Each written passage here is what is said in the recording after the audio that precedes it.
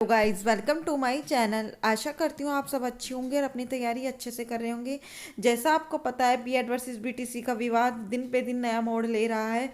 तो इसमें अब एक नया मोड़ आकर निकल गया है जो बीएड छात्रों के लिए बहुत उन सरदर्दी बना हुआ है। जैसा आपको पता है जब से सुप्रीम कोर्ट का आदेश हुआ है बीएड छात्रों को बाहर निकालने के लिए, बीएड छात्रों में हलचल मची हुई है और बीटीसी छात्र खुशी मना रहे हैं कि हमारी भर्ती का रास्ता साफ हुआ।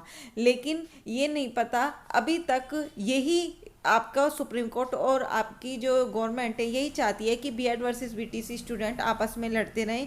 कभी एक बार बीएड वाले चले जाएं सुप्रीम कोर्ट, एक बार बीटीसी वाले, और वैकेंसी उन्हें नहीं देनी पड़े जैसे 5 साल से नहीं आ रही है।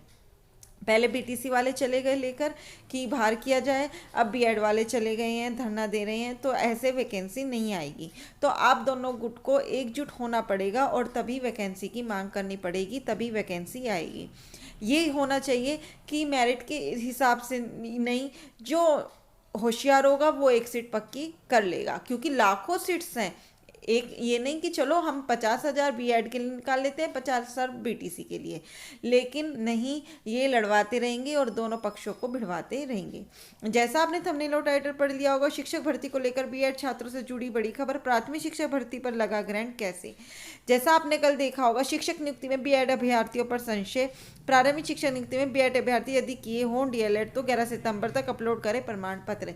ये बात बिहार शिक्षक भर्ती से है। बिहार शिक्षक भर्ती में जैसे वहाँ पर सुप्रीम कोर्ट ने बोल दिया है हमारा आदेश तो बीएड को बाहर करने का है और आपकी मर्जी है, तो वहाँ पर लास्ट एक अपडेट निकली कि जिन्होंने बीएड छात्रों ने डीएलएड भी किया है तो वो अपने डीएलएड के अपनी मार्कशीट अपलोड कर दें। तो वहाँ पर यहाँ पर बीएड वाले अभ्यर्थियों ने लगाई गुहार, ये गुहार लगा रहे हैं कि जो बीएड छात्रों ने डीएलएड भी की है अगर, तो फिर उनकी अगर उन्होंने सीटेट अपना बीएड से क्लियर किया है, जब उनके सीटेट में बीएड है, सीटेट का फॉर्म बीएड से भरा है, तो फिर उनको डीएलएड में क्यों शामिल किया जा रहा है। वही ये एक स्टूडेंट को दूसरे स्टूडेंट की खुशी बर्दाश्त नहीं होती कि वो क्यों हो रहा है, कि हम क्यों नहीं हो रहे। लेकिन उनकी भी सही है, लाखों रुपए खर्च करके इतना वो करके इन्होंने बीएड किया था जब गजट के अकॉर्डिंग कि हम भी शिक्षक भर्ती में शामिल होंगे, लेकिन उन्हें बाहर निकाल दिया गया। छात्र ऐसे हैं जिन्होंने बीएड किया था पहले, उससे सीटेट क्लियर किया था, फिर डीएलएड किया था, लेकिन डीएलएड से सीटेट क्लियर नहीं किया था। तो अब देखने वाली बात होगी कि सुप्रीम कोर्ट का फैसला क्या आता है, क्योंकि सुप्रीम कोर्ट ने अभी तक कोई अपना क्लियरिटी नहीं दी है। नेक्स्ट यहाँ पर आपने देखा होगा ये पूरा जो उनका स्टेटमेंट आया था यही आया था, लेकिन आपने एक चीज़ और देखो कि जैसे कल 69,000 भर्ती की सुनवाई हुई थी, वहाँ पर अब शिक्षक मित्र भी अपना केस रजिस्टर कर दिए हैं।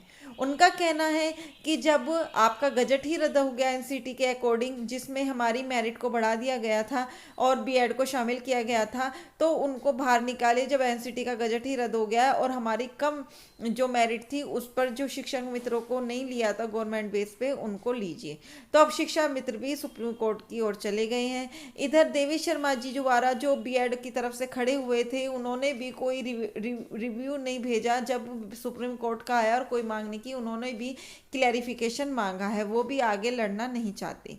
तो अब सुप्रीम कोर्ट अपना क्या क्लैरिफिकेशन देता है, क्या होता है बीएड बीटीसी छात्रों का भविष्य, क्या आपकी लगता है आपको वैकेंसी आएगी ऐसे माहौल में।